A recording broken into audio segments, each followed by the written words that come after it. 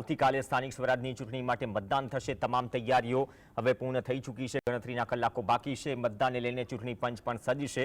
સવારે 7 થી સાંજે 6 વાગ્યા સુધી મતદાન થશે, જેમાં 1 મહાનગરપાલિકા, 3 તાલુકા પંચાયત, 68 નગરપાલિકા મતદાન યોજાશે। સાથે 3 મહાનગરપાલિકાની પેટા ચૂંટણી અને 9 જિલ્લા પંચાયતમાં પણ મતદાન થશે,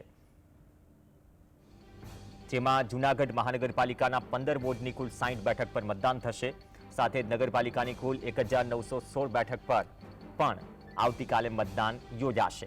નગરપાલિકાની 21 બેઠકની પેટા ચૂંટણી, તાલુકા પંચાયતની 91 બેઠક, મહાનગરપાલિકાની પેટા ચૂંટણીની 3 બેઠક માટે પણ મતદાન, સાથે જિલ્લા પંચાયતની 9 બેઠક મળી સ્થાનિક સ્વરાજની કુલ 2178 બેઠક પર મતદાન યોજાશે।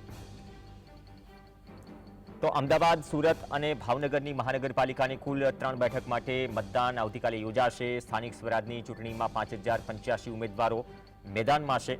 કુલ 696 વોર્ડમાં ચૂંટણી યોજાશે। જરૂર પડે તો પુનઃ મતદાનની તારીખ પણ 17 ફેબ્રુઆરી રખાઈ છે। 1032 સંવેદનશીલ મતદાન મથક છે, જ્યારે 244 મતદાન મથકને અતિ સંવેદનશીલ જાહેર કરાયા।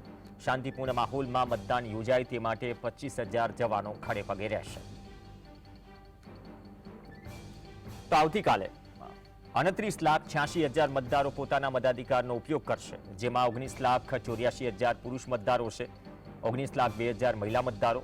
અત્યાર સુધીમાં 212 બેઠક બિનહરીફ જાહેર થઈ ચૂકી છે, જેમાં જૂનાગઢ મહાનગરપાલિકાની 9, તાલુકા પંચાયતની 7 અને નગરપાલિકાની 176 બેઠકો શામેલ છે। 4 નગરપાલિકા બિનહરીફ જાહેર થઈ, જેમાં હાલોલ, બાંટવા, જાફરાબાદ અને ભચાઉ, જ્યાં મતદાતાઓ મતદાન નહીં કરી શકે કેમ કે બિનહરીફ જાહેર થઈ ચૂકી છે અને આ તમામ જગ્યાએ ભાજપે સત્તા મેળવી છે।